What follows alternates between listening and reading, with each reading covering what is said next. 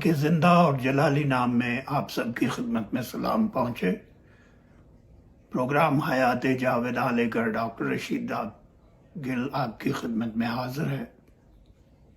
حسب معمول کلام کی تلاوت کی جائے گی، اور آج پروگرام کے آغاز میں جس حصے کو میں نے تلاوت کے لیے چنا ہے وہ زبور نمبر 100 ہے۔ میں آپ سب کے سامنے اس کی تلاوت کروں گا۔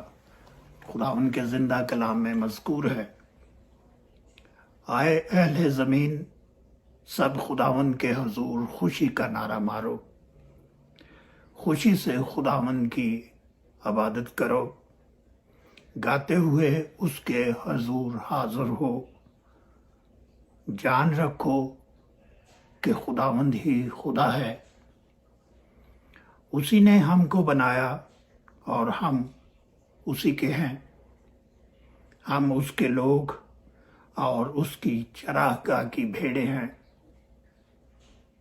شکر گزاری کرتے ہوئے اس کے پھاٹکوں میں اور حمد کرتے ہوئے اس کی بارگاہوں میں داخل ہو، اس کا شکر کرو اور اس کے نام کو مبارک کہو، کیونکہ خداوند بھلا ہے، اس کی شفقت ابدی ہے اور اس کی وفاداری پشت در پشت رہتی ہے۔ خداوند کے زندہ کلام کے پڑھے جانے پر اس کی برکت نازل ہو، آمین۔ آئیے ہم خداوند کے حضور جھکیں، دعا کریں اور اپنی ہدایت کے لیے خداوند سے رہنمائی چاہیں، اس سے درخواست کریں کہ وہ اپنے حضور سے ہمیں یکسوئی اور توجہ عطا فرمائے، تاکہ ہم کمال انہماک کے ساتھ آج کے کلام کو سیکھ سکیں، اور جو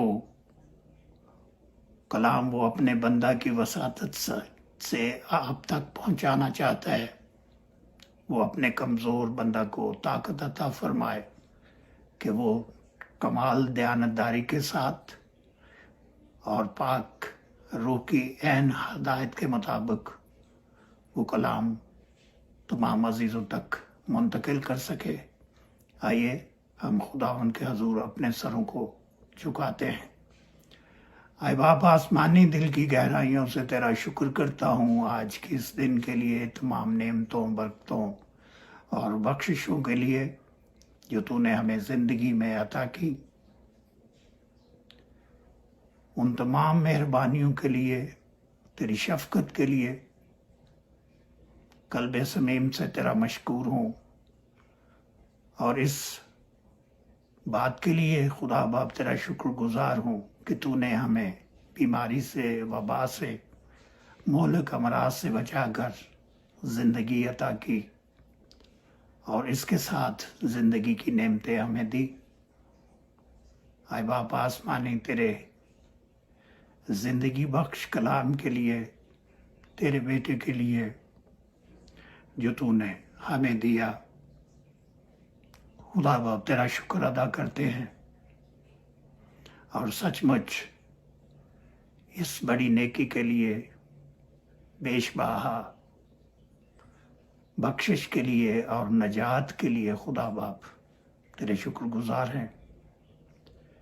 اس وقت درخواست کرتا ہوں کہ تو ہمیں یکسوئی عطا فرما، مدد کر اور ان تمام عزیزوں کے ساتھ ہو۔ خدا باپ جو لوگ بھی یہ پروگرام دیکھ اور سن رہے ہیں، خدا باپ تو ان کے ذہنوں کو کھول، دلوں کو کھول، ان کو سمجھنے والی روح عطا فرما، اور اپنے خادم کی مدد فرما۔ تیرے ہی مقدس اور پاک نام میں مانگتا ہوں، آمین۔ میرے عزیزو، ہم نے گزشتہ ہفتہ نئے سال کا آغاز کیا تھا، اور نئے سال کے آغاز پر میں نے آپ لوگوں کو بتایا تھا کہ مسیحوں کے لیے نیا سال اس لیے اہم ہے کہ اس دن خداوند یسوع مسیح جو کہ خدا کا اکلوتا بیٹا ہے، اس کا شریعت کے مطابق ختنہ ہوا اور نام رکھنے کی جو رسم تھی وہ ادا کی گئی، اور اس نے شریعت کو موقوف نہیں کیا بلکہ ہمارے لیے مکمل کیا۔ تو آج وہ نجات جو شمعون نے اپنی آنکھوں سے دیکھی تھی، اس کے لیے واجب ہے کہ ہم قلب صمیم سے اس کی اس عظیم میں نعمت کے لیے جو خدا نے یسوع مسیح کی شکل میں اس دنیا میں بھیجی، ہم اس کا شکر ادا کریں۔ آج کا جو پیغام ہے وہ خصوصی طور پہ شکر گزاری کے حوالے سے ہے۔ ہم پر واجب ہے کہ ہم خدا کی دی ہوئی روحانی اور جسمانی برکات کا ہر وقت شکر ادا کرتے رہیں۔ اگر ہم زندگی میں چاہتے ہیں کہ خداوند کی برکات سے فیض حاصل کریں، خداوند کی قربت حاصل کریں اور مزید بخشش کو حاصل کریں، تو میرے عزیزو، اس کی کنجی یہ ہے کہ جو کچھ بھی ہمیں حاصل ہے ہم اس کی شکر گزاری کرتے رہیں، اپنی زبان سے اس کی تعریف کرتے رہیں، اس کی حمد گاتے رہیں، ثنا گاتے رہیں، تو خداوند بند دروازوں کو بھی ہمارے لیے کھول دیتا ہے۔ تو شکر گزاری ہماری زندگی میں ایک اہم حصہ ہونا چاہیے، اور اگر ہم خداوند کے پاک کلام کا مطالعہ کریں تو ہمیں شکر گزاری کے حوالے سے کئی کردار ملتے ہیں جنہوں نے ہمیشہ اپنے خدا کی شکر گزاری کی، اور جب بھی انہوں نے شکر گزاری کی خداوند نے ان کو برکات سے مالا مال کیا۔ سب سے پہلے جو کردار ہم بائبل میں دیکھتے ہیں وہ داؤد کے حوالے سے۔ آپ کو پتا ہے کہ وہ چرواہا تھا، اس کا تعلق ایک غریب خاندان سے تھا، اس کی کوئی ایسی خوبی نہ تھی جس کا خصوصی طور پر ذکر کیا جائے، لیکن وہ خداوند کو ہمیشہ اپنے سامنے رکھتا تھا، وہ اس کے احکامات پر چلنے کی کوشش کرتا تھا، اور اس کا ہمیشہ توکل اپنے خداوند پر ہوتا تھا۔ اسی لیے خداوند نے داؤد کے متعلق کہا تھا، I have found a man after my own heart۔ ایسا کسی کے لیے خداوند نے نہیں کہا کہ یہ شخص میرے دل کے قریب ہے یا میرا پسندیدہ ہے۔ اگر ہم داؤد کی زندگی پر غور کریں تو ہم یہ نہیں کہہ سکتے کہ اس کی زندگی میں گناہ نہیں تھا۔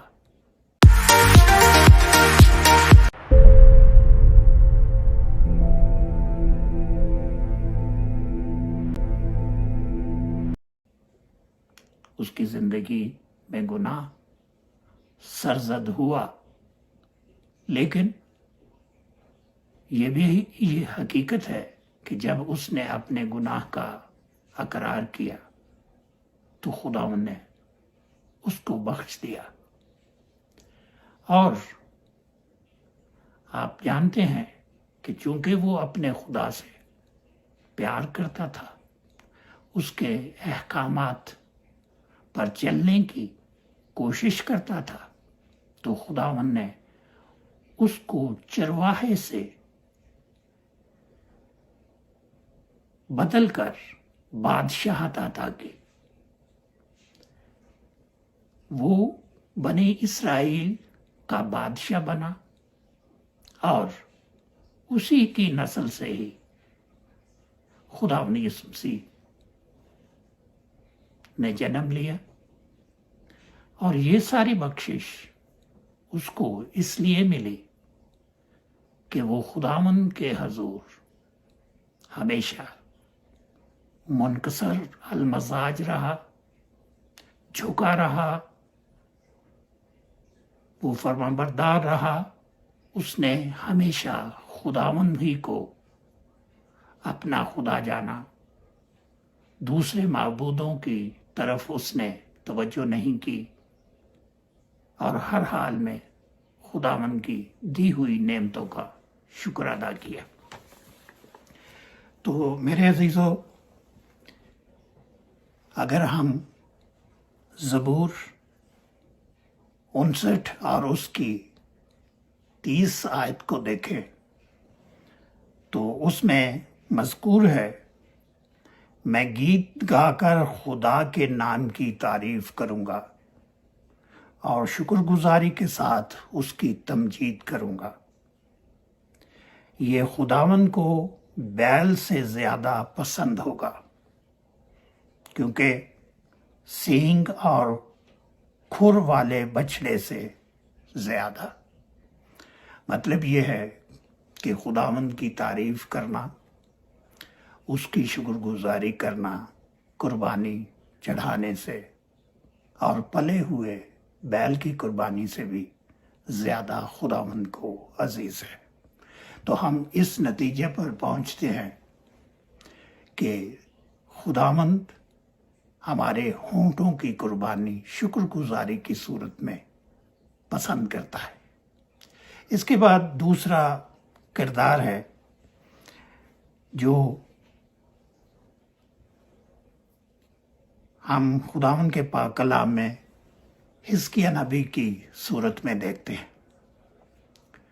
سلیمان بادشاہ ایک دانش مند، زیرک اور عقل مند بادشاہ تھا. خداوند نے اس کو تمام دنیا کی نعمتوں، برکتوں اور دوسروں سے بہتر دانش مندی سے سرفراز کیا تھا، لیکن اس کی زندگی میں بھی گناہ تھا. اس نے بھی اپنی بیویوں کے اسرار پر اپنے محل میں نہ صرف ان کو اپنی رسموں کے مطابق عبادت کرنے کی اجازت دی تھی، بلکہ وہاں پر بت بھی موجود تھے. اور خداوند کو یہ پسند نہیں ہے کہ اس کے مقابل کوئی دوسرا خدا ہو یا معبود ہو یا ایسا بت ہو جس کی پوجا کی جائے. اس لیے خداوند سلیمان بادشاہ اور اسرائیل کی قوم سے ناراض تھا.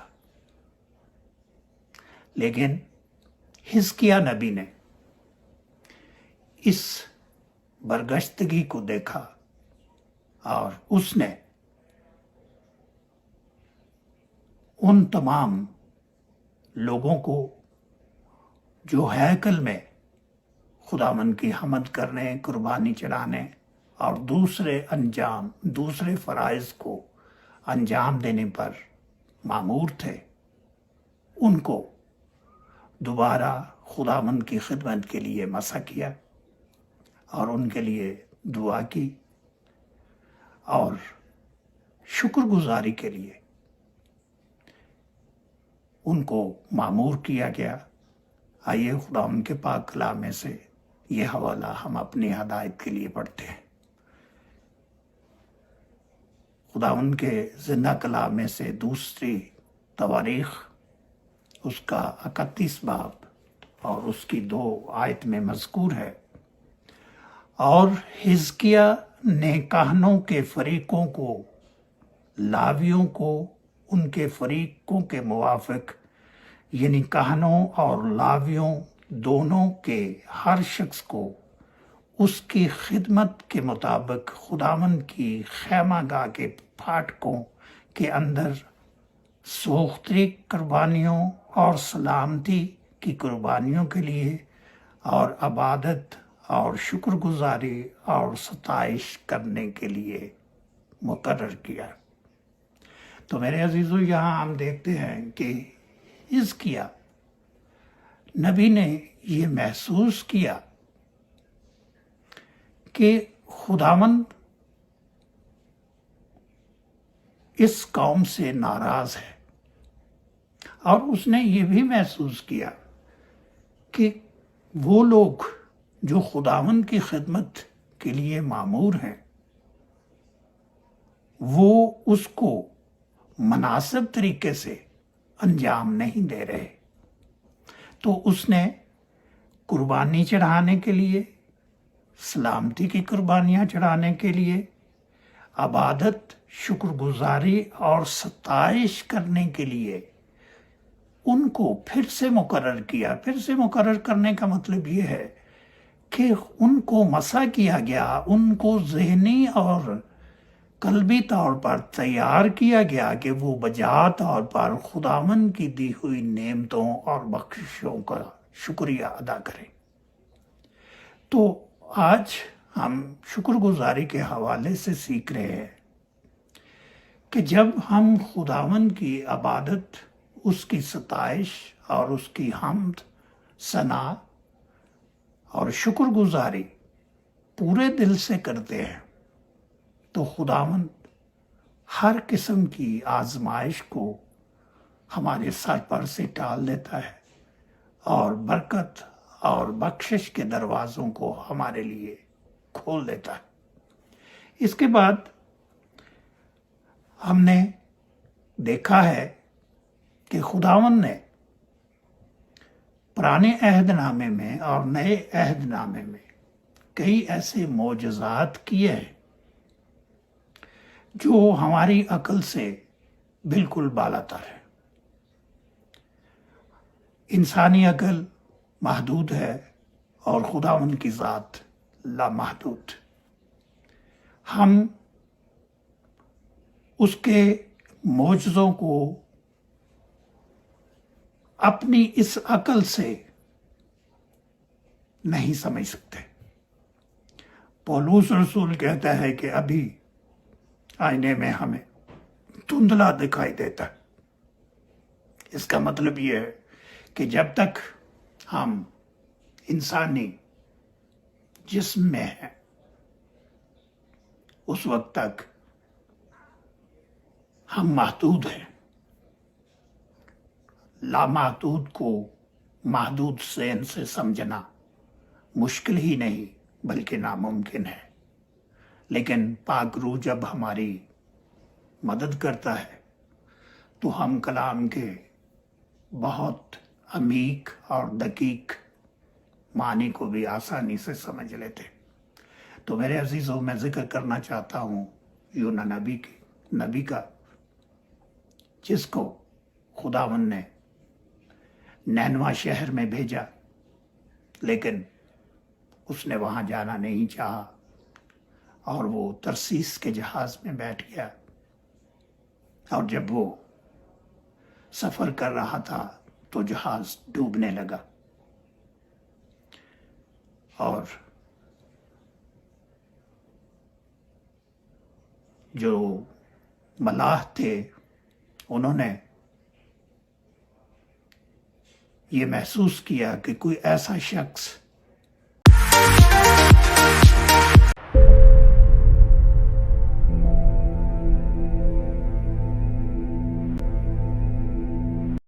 اس جہاز میں موجود ہے جس کی وجہ سے خدا ہم سے ناراض ہے اور وہ اس جہاز کو ڈبونا چاہتا ہے.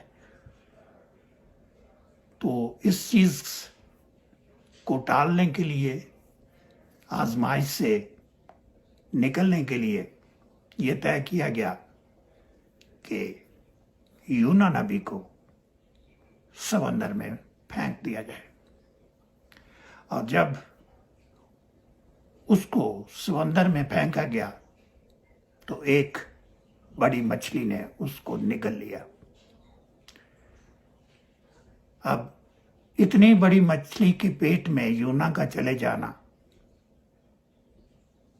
اور 3 دن تک زندہ رہنا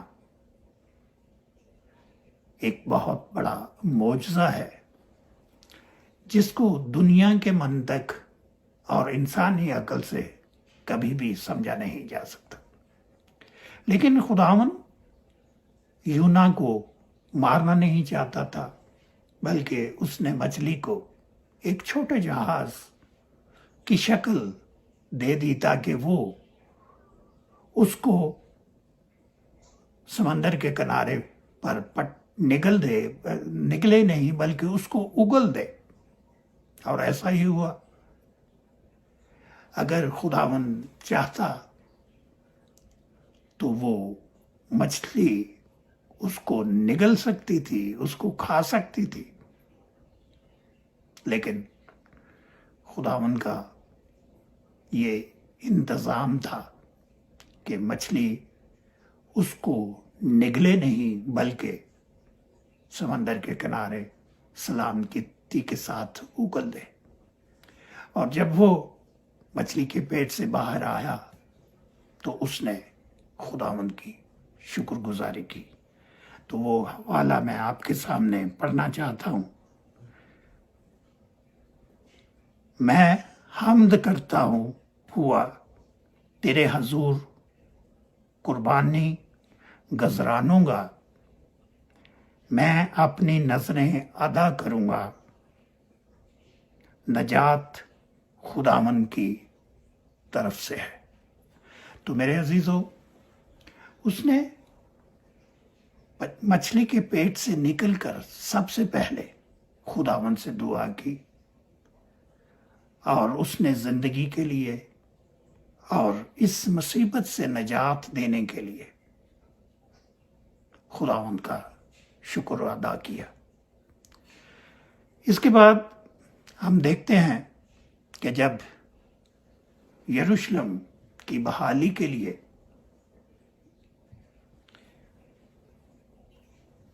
کوشش کی گئی اور خداوند نے اس کی دوبارہ تعمیر کے لیے انتظام کیا، تو عزرا کی کتاب اور اس کے 3 باب اور اس کی 10ویں آیت میں مذکور ہے.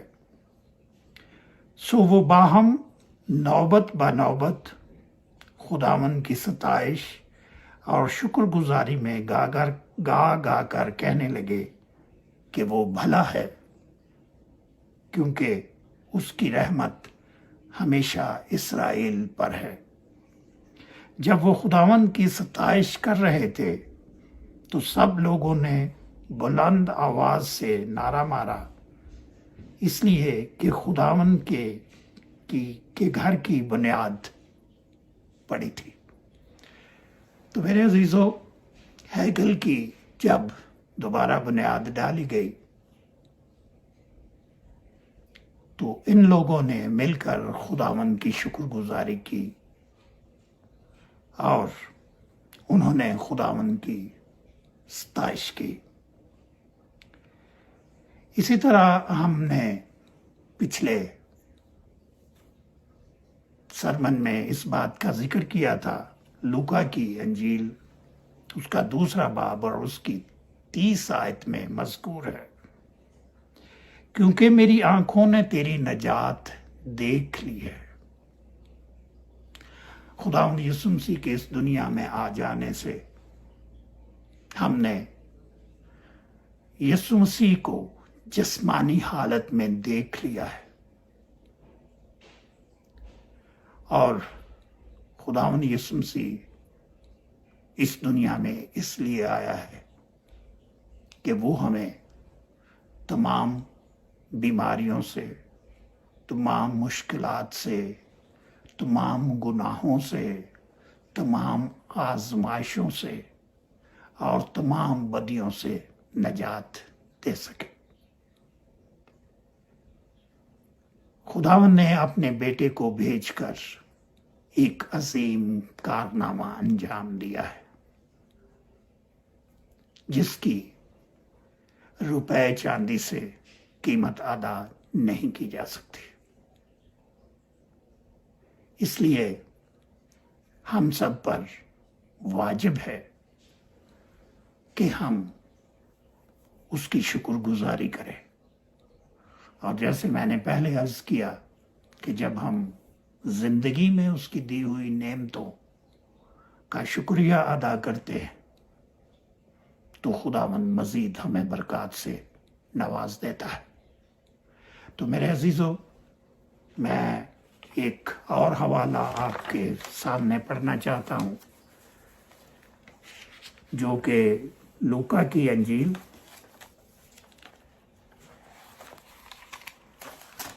اس کا 17واں باب اور اس کی 11 آیات سے لے کر 16 آیات تک ہے۔ یہ حوالہ بے شک تھوڑا طویل ہے، لیکن اس حوالہ سے ہم پر یہ چیز واجب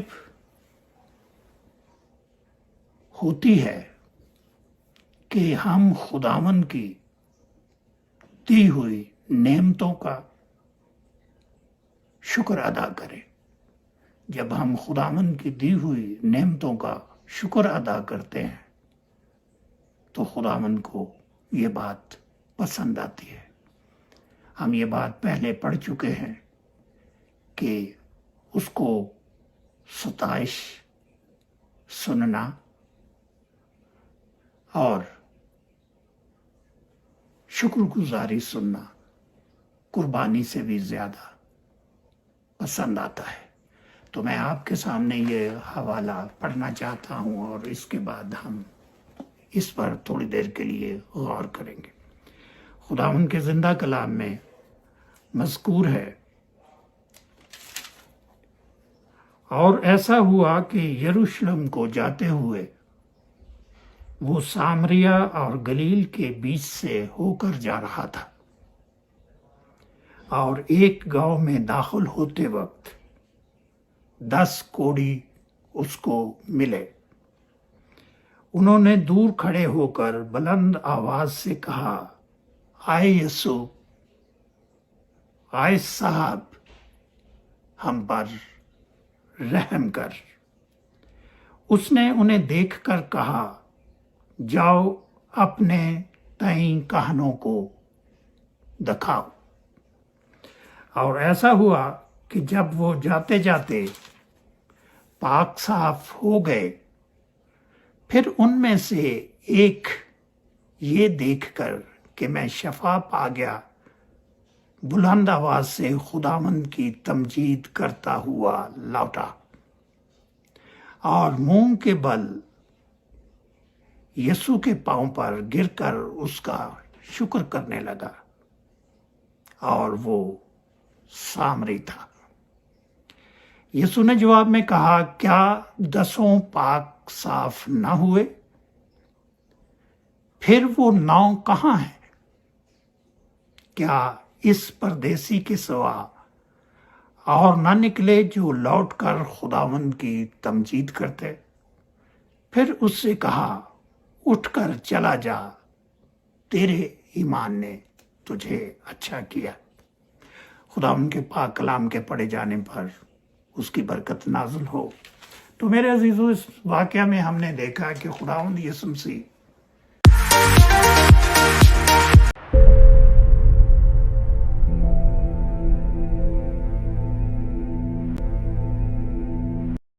یروشلم میں جا رہا تھا، اور کوڑیوں نے چلا کر کہا اے یسوع ہم پر رحم کر، اور خداوند یسوع مسیح نے دور ہی سے ان کو شفا عطا کر دی۔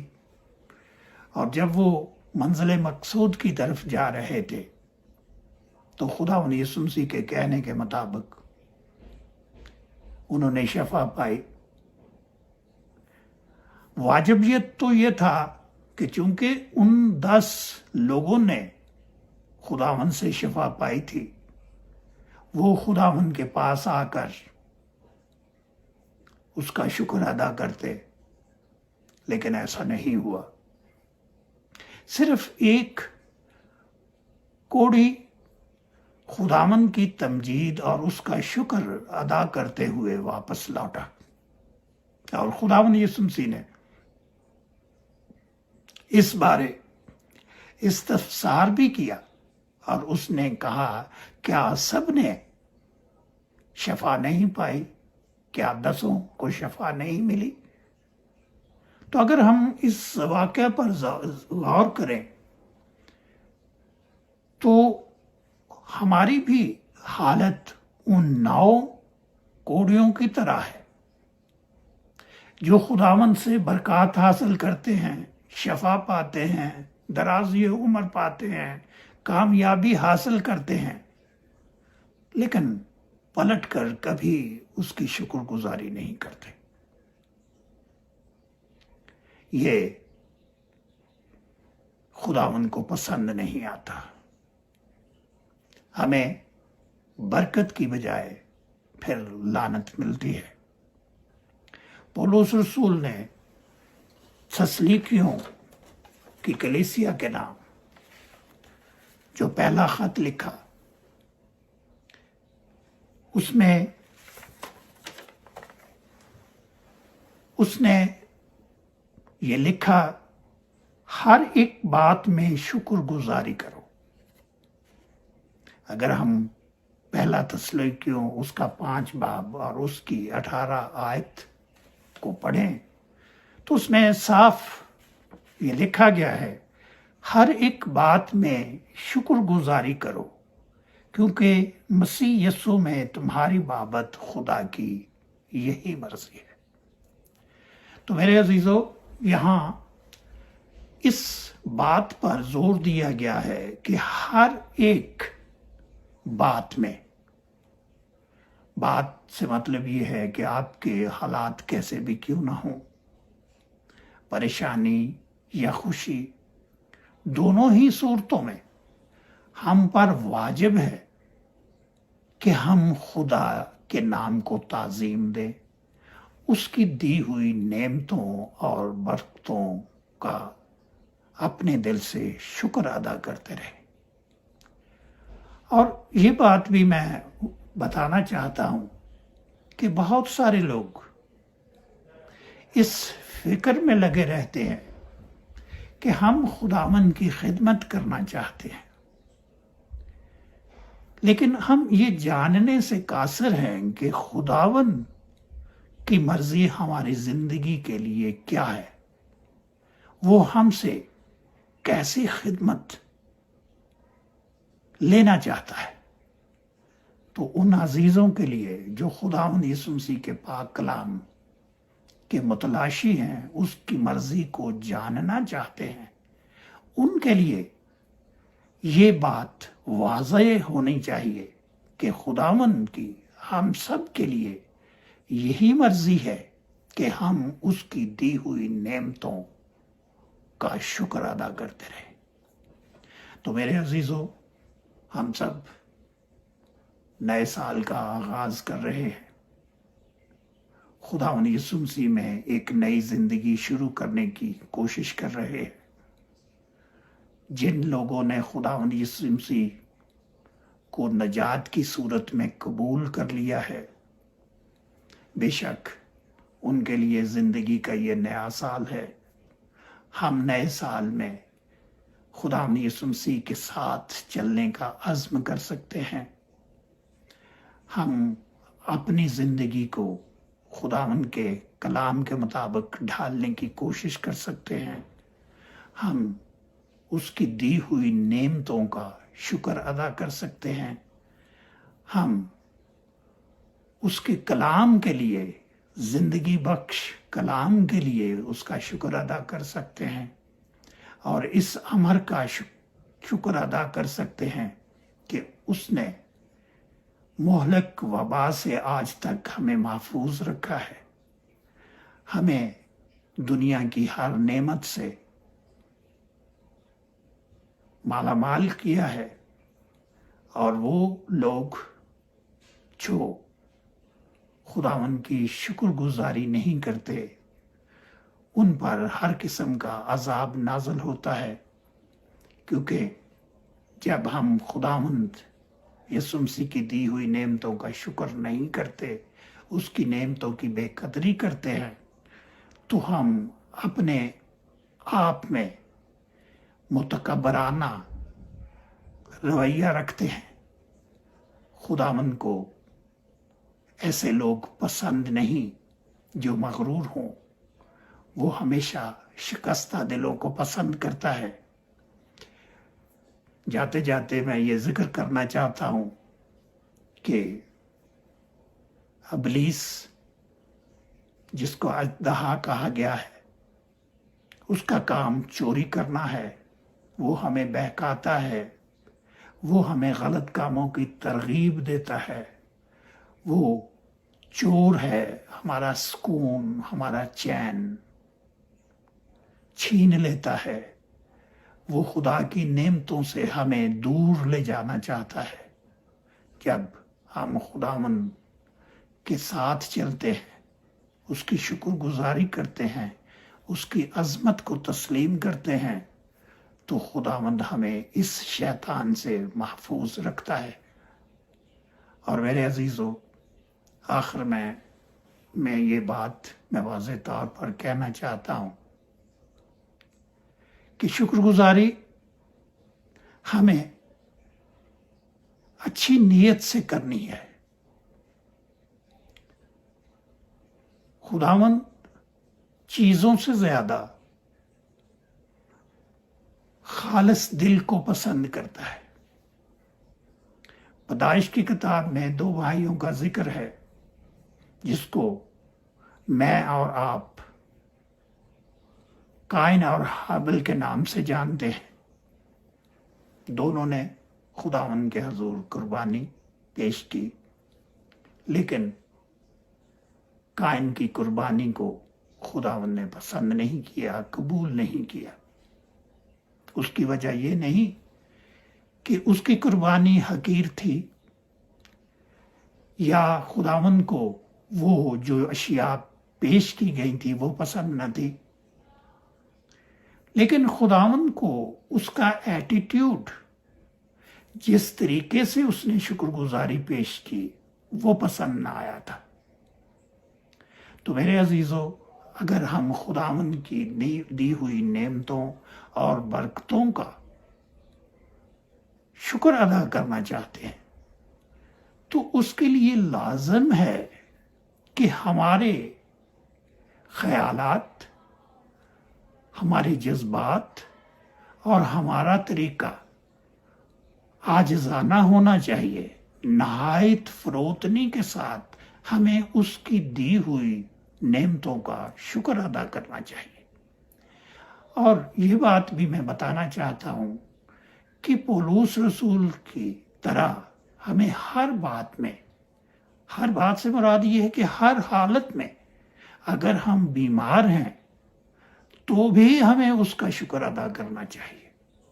اگر ہم مفلس ہیں تو بھی اس کی برکتوں کا، اس کی بھلائی کا، اس کی شفقت کا ہمیں اپنی زبان سے شکر کرنا چاہیے، کیونکہ وہ حالات کو بدلنے پر قادر ہے، وہ شفا دینے پر قادر ہے، وہ نئی زندگی عطا کرتا ہے، وہ لازر کو اٹھا سکتا ہے، تو آج بھی اس میں وہی طاقت ہے، وہ ہمیں پھر سے دوبارہ زندہ کر سکتا ہے۔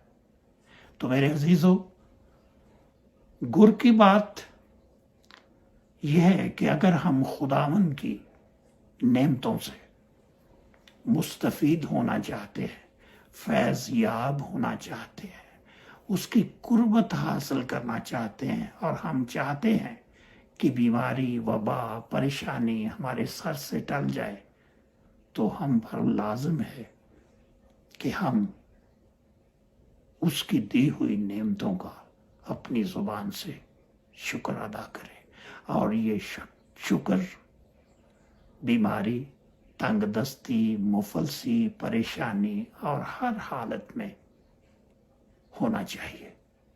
خداوند آپ کو اور مجھے توفیق عطا فرمائے کہ ہم اس کے پاک کلام کو اس کی پاک روح کے ہدایت کے مطابق سمجھ سکیں۔